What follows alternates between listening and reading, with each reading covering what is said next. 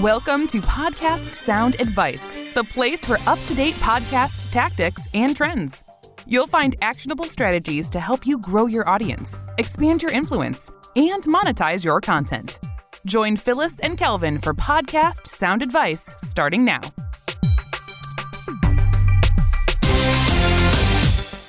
Hi, welcome to Podcast Sound Advice. Today's guest is a dad, a husband, a volunteer, a super connector. We're going to ask about that. His day job title is VP of Business Development and Marketing at Morgan Franklin Consulting. He's a passionate Mets fan and a Nittany Lions fan. We'll let that go.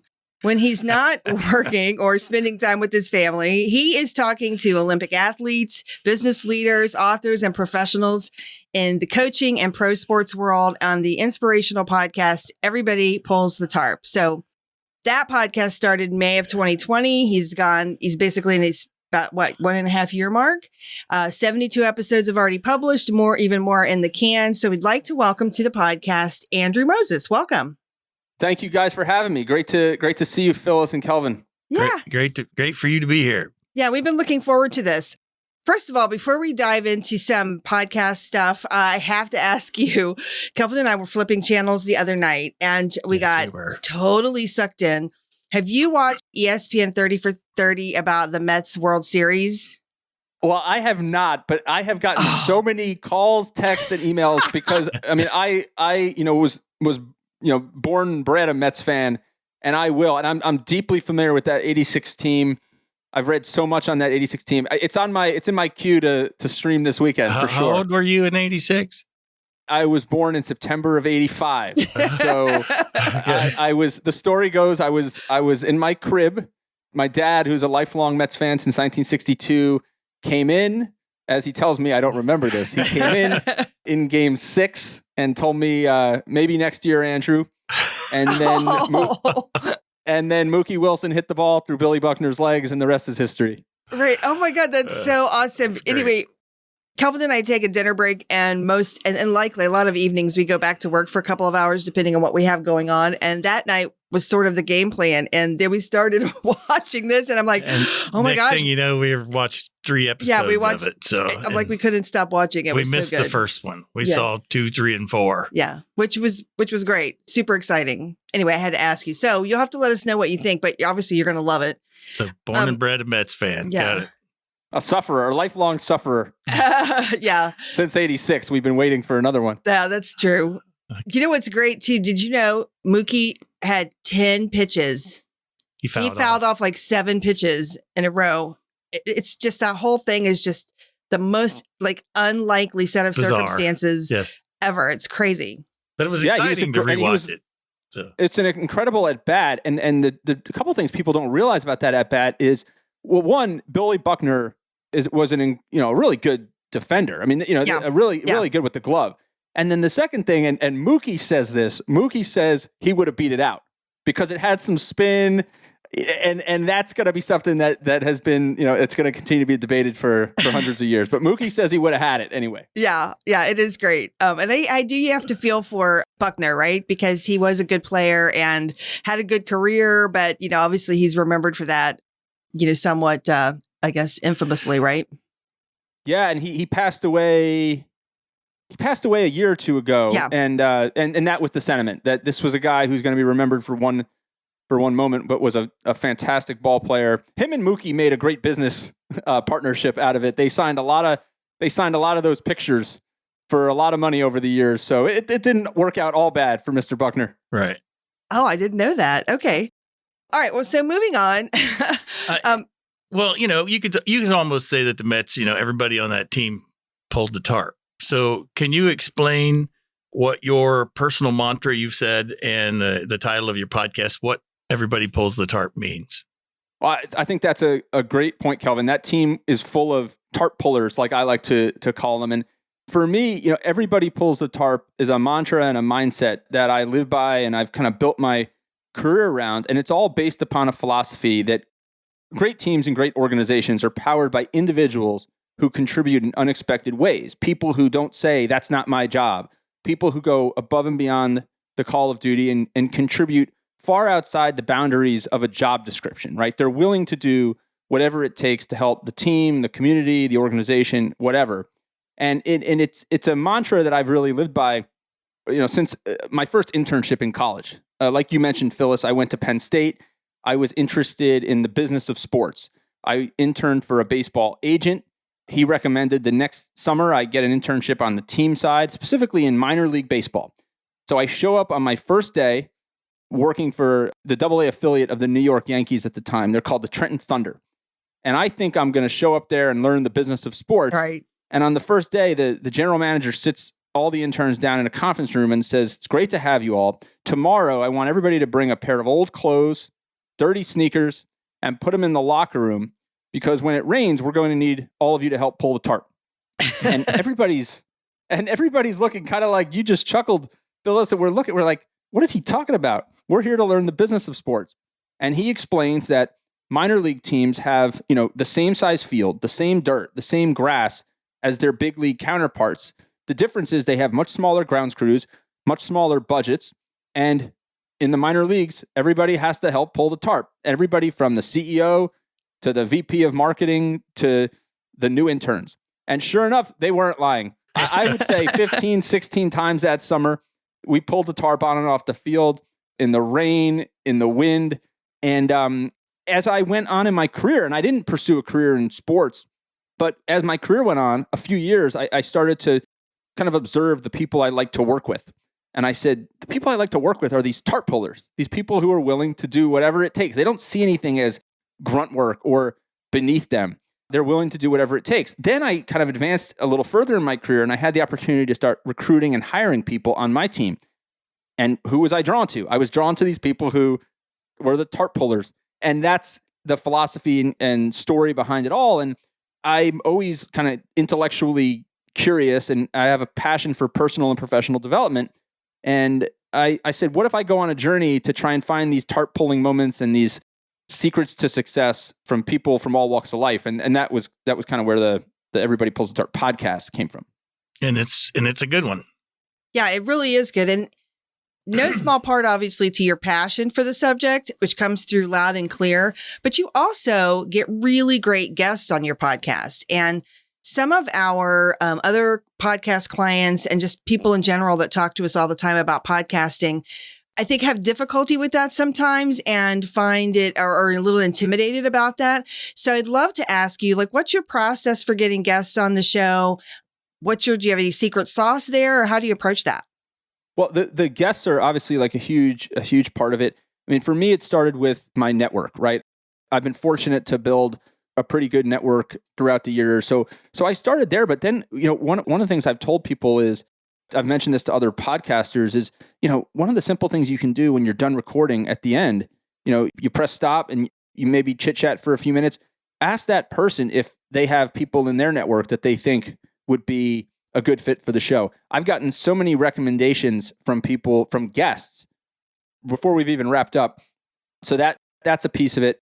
And then I'm just on the hunt for, interesting stories. I've been fortunate to have obviously a lot of public figures and relatively famous people on, but I also try and uncover people whose story hasn't maybe been told and should be told. And whereas a lot of shows, I've had plenty of head coaches, but I also like talking to assistant coaches.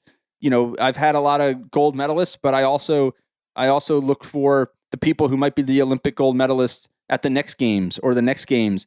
So I feel like I've had a good mixture of kind of people who have quote unquote made it and others who are maybe making it or on the rise. And that kind of keeps it fresh. What would you say when you started your podcast? Did you find the most surprising about doing it, or the hardest thing about podcasting?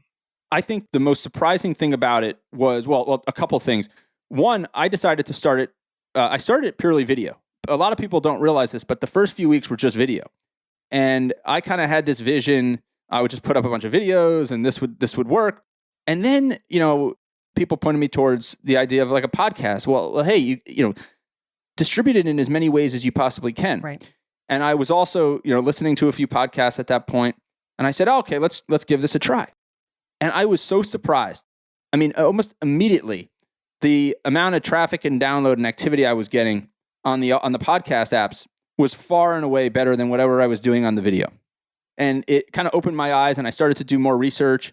And I realized for a variety of reasons that was going to be a good kind of primary focus for me initially, was the audio, the podcast, and obviously getting synced up with you guys, enabled me to do some things with the production value and the way we present the show that we can't do in video. But I just think I was surprised at how powerful audio only was going to be for a period. How powerful it was. And then the most challenging piece, I think, is getting through that initial grind of, I'll call it those first 5 or 10 episodes, because I didn't come at this with an audience. I didn't start with a big Twitter following or a big Instagram following.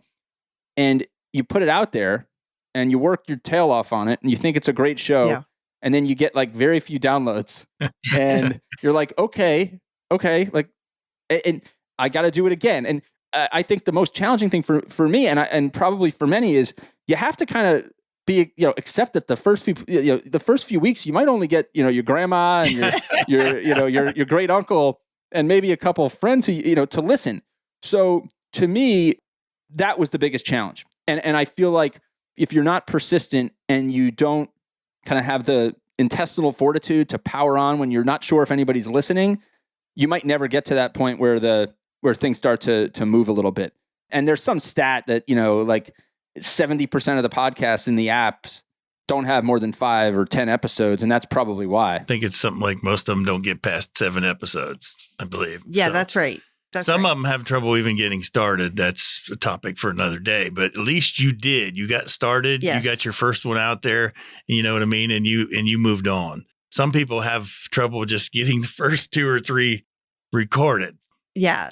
And everybody comes at this from a different place. And I appreciate what you shared. It's funny. I just talked to somebody earlier this week who has a podcast who's now, I think she's in year like 4 or 5. So obviously she's got hundreds of episodes and she's getting a very significant number of downloads.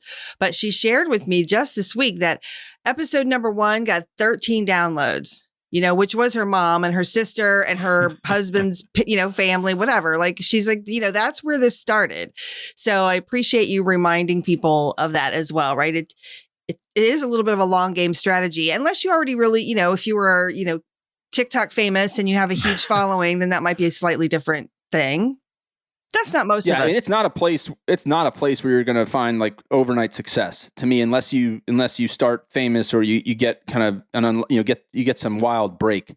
Right. And for me, like, I'm a kind of a routinized, like, addictive personality. Fortunately, I only get myself addicted to good things. I like to say, but I'm an addictive personality and I'm a creature of habit is probably a better way to say it. Mm-hmm. And that was why the weekly 30-minute format works really well for me, was because I designed this in a way where I can never really take my foot off the gas. I do the way I commit to this right now, this is what I do. I say 20 episodes. I take 2 weeks off from releasing episodes, but I'm still recording. I release 20 episodes, 20 weeks, then I take 2 weeks off. And I haven't since May of 2020 taken an unplanned week off. And that to me has been helpful. And I try and think about it through the lens of like life. Every week, all I'm trying to do is have a 30-minute conversation with an interesting person. I'm just putting a microphone in front of me. Right. This is good for me to do anyway. Yeah, you're consistent. That's good. Yeah. So I have a couple of other questions that I want to go back to really quickly. You mentioned about some of your first people that came onto the show were people that were in your network. And I know that you are, a super connector and networker. So can you give people a couple of examples of how you've built your network and the way that you approach that? So networking is something I've been like so passionate about for many, many years. In college, I was fortunate enough to have a mentor who kind of showed me the ropes of how you build a network by being yourself and kind of bringing value to others, right? Mm-hmm. And another mentor told me this phrase I'll never forget. He said, Andrew, the best way to succeed in business and really in life is to be a net giver. Don't go into interactions thinking about what you're going to get. Think about what you're going to give. If you give plenty, you're going to get enough back to kind of fill your own bucket. So for me, it's been, I've always, built my network by getting involved in things. When I was at Penn State, a friend and I started a charity event. That gave us a platform to meet people in the community. meet some, local and national celebrities. It gave us like a calling card, that two college students probably wouldn't have had otherwise. And it helped us to build a network. And then I've tried to kind of take the same approach, throughout, kind of the beginnings of my career and even today, is get myself involved in things I'm passionate about, because then it doesn't feel like work. Yeah. And if I get myself into things that I'm passionate about, then I have that energy to kind of help others. So like another example, again, it's kind of tied to Penn State again. When I moved to DC, I said to myself, I don't know anybody here. I moved here just about 13 years ago to the DC area from the Northeast, from New Jersey. And I said, okay, well, if I don't know anybody, like, where am I going to start? I'm going to start with Penn State, something I know really well. So I reached out and I said, is there a business school alumni association in the DC area? And they said, no, but you could start it. Okay. So I started it. And that's a great way to call people, because then you're not calling them to sell anything. You're not calling them to beg for anything. You're just calling them to say, hey, look, I'm putting something together that might be interesting for you.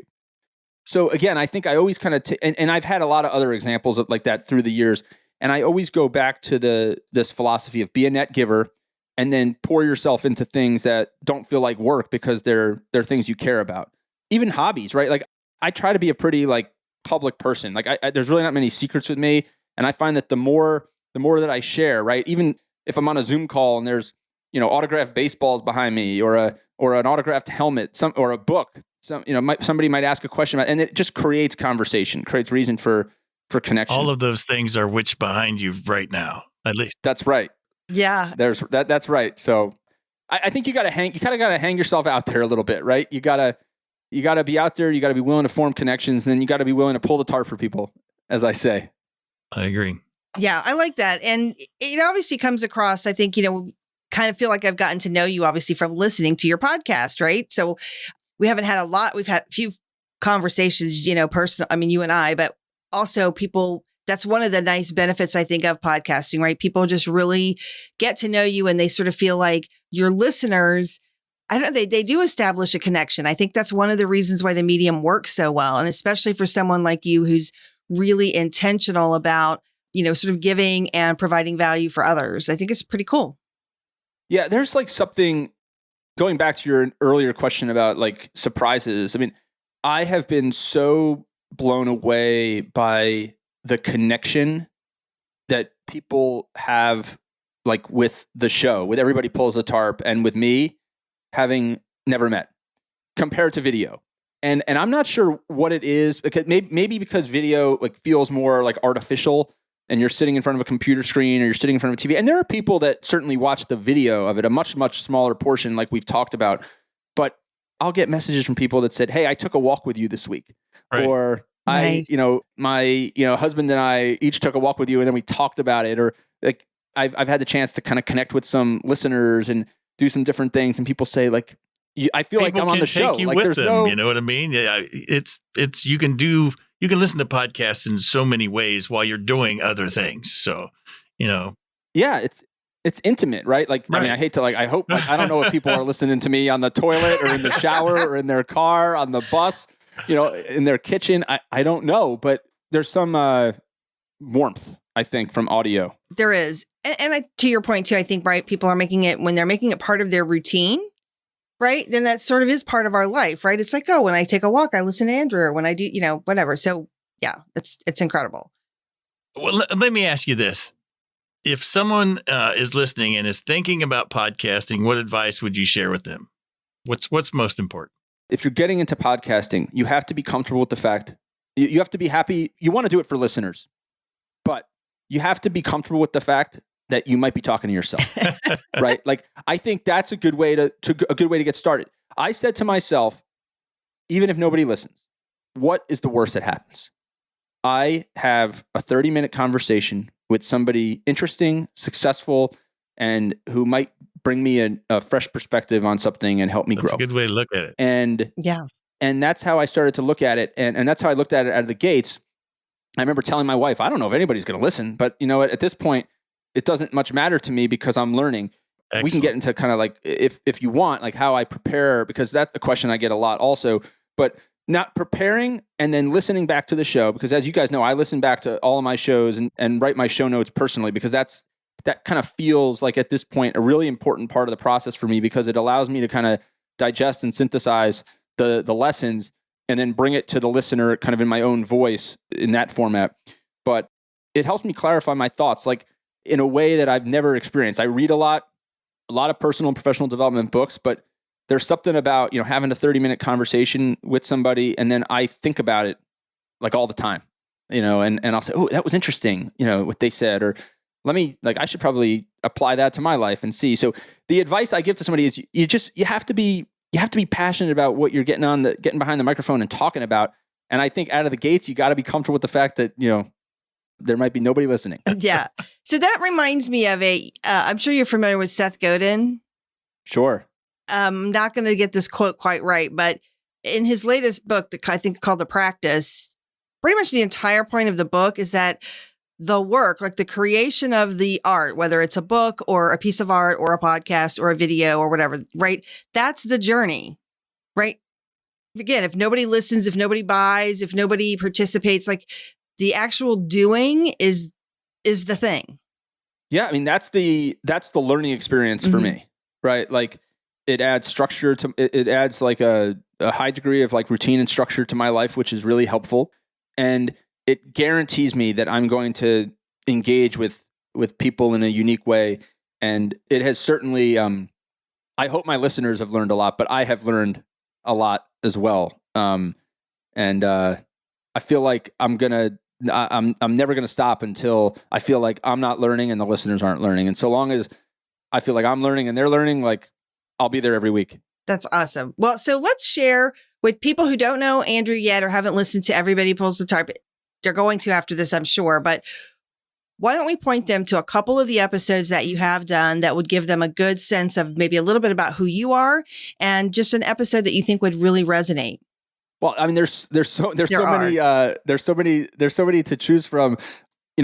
One of the things that I really pride myself on with this show is keeping it diverse in terms of people and walks of life and what they do and thought. And it's like you said earlier, it's everybody from Olympians, pro athletes, elite coaches, CEOs, best-selling authors, media personalities, men, women, different ages, different backgrounds, all kinds of folks. I mean, there are so many, but there's a couple that like stand out. I mean, one of the episodes that has resonated so much with people is an interview I did with a Michigan State basketball graduate assistant whose name is Manny Dosanjh. And Manny and I got connected because he was a fan of Everybody Pulls the Tarp. So he would like listen on the team bus. And Manny told me this story just catching up one day as friends. I said, how did you get a graduate assistantship with Michigan State, one of the best basketball programs in the country, and you didn't even go to Michigan State? And he said, well, I knew a couple people. I was coaching high school basketball up in Canada, and I got to know some guys at Michigan State on the staff, and they told me, practice, was always open if I wanted to come and observe and learn. So on my off days, I would drive 4 hours each way across the Canada-US border to sit in the bleachers at Michigan State practice and watch them practice. And then when a spot opened up, Coach Izzo, one of the most legendary head coaches in sports history, said, who's that guy that drives 4 hours each way on his off days to watch us practice? I want him. And the story just kind of blew me away, and it just blew the listeners away. And the feedback on Manny, what people took from it was, it didn't matter if you liked basketball or you didn't like basketball or whatever you were doing. The feedback I got from people was it challenged people to think that if you want something bad, are you willing to drive 8 hours on your off day for it? And if you're not, maybe you don't want it bad enough, right? Or maybe you need to like rethink what you're willing to put into something. And that's, I think, a lesson that resonated for everybody. And then the other one that really kind of struck with people was Samantha Harris. She hosted Dancing with the Stars for so many years, and she talked about this cog in the wheel mentality. So that she said, whether I was the host of of Entertainment Tonight or the host of Dancing with the Stars, I had this kind of recognition going into it that I was just a cog in the wheel. I was one piece of this really big equation of all kinds of people that were bringing this show. And it didn't matter, it didn't matter that I was the host. If other people didn't do their job well, and if other people, if I didn't collaborate with other people well, it wouldn't matter. like the show wouldn't work. And that's a message that really resonated with people because, somebody who's achieved that kind of stardom and success and celebrity, to kind of think about all the other people around them that make the show happen, was powerful. And then one more, just if you don't mind, I could share one more. Tessa Virtue. So Tessa, 3-time Olympic gold medalist, figure skater. She's actually also from Canada.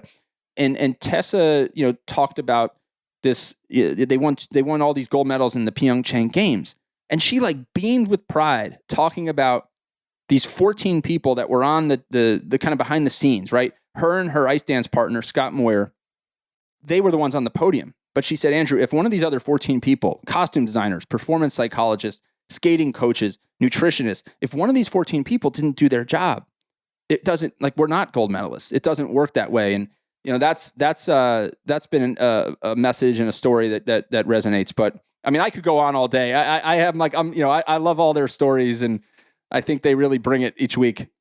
It's very cool that you have so many. It is. And we will definitely link to these episodes specifically in the show notes at soundadvicestrategies.com. So for anybody who wants to just kind of check these out, those are all 3 great examples. But I agree with what Kelvin said. You have a lot to choose from. They're all really interesting, and you should just listen to them all. That's my advice. That's right. Same here. Okay, so before we go, let's let people know how they can connect with you. So if people want to find you, connect with you, get in touch with you, what's the best way for them to do that? So the best way to find me is obviously the podcast is in all the apps, yes. Apple, Spotify, and everywhere you get the podcast. But then on social media, I'm on Instagram at Andrew Moses 123. I also write an email newsletter, which you can sign up for at everybodypullsthetharp.com/newsletter. And we can also connect on LinkedIn as well. But you can find me everywhere. Newsletter is great, by the way. I subscribe. So yeah, it really is. Thank you, Kelvin. It's very good. I enjoy it and look forward to it. And I can't say that about every email that I get. So I look forward to yours. You do a great job with it. Well, I appreciate it, and I appreciate you guys having me on, and all that you guys have done for the show. I mean, the advice and counsel that both of you have given, both in kind of how we produce the show and how to package it. It's been mighty helpful. Well, I'm glad to hear it. So thanks for joining us today. And again, we'll remind everybody, you can go to soundadvicestrategies.com/podcast. You'll find Andrew's information there. We will link to his show. Obviously, we'll link to those episodes that he specifically has mentioned, and his social media, and how you can find his website and all that good stuff. So if you haven't listened to his episodes and to his podcast, you want to add it to your queue, add it to your list, and check him out. And thank you, Andrew, for being here. We've had a great time talking to you. And let us know what you think after you watch the 30, what's it called? 30 and 30? 30, 30 for 30? 30 for 30, yeah. 30 for 30. Definitely. I will definitely let you know. It's about the 86 Mets. Yeah. So, okay. I can't wait to hear your feedback on that. And we'll be in touch. Thanks a bunch. Yeah. Thank you. Thank you, guys. That's our wrap for this episode. We hope you found today's sound advice helpful. Let us know what you think by leaving us a review. You can get more resources at podcastsoundadvice.com. Until next time.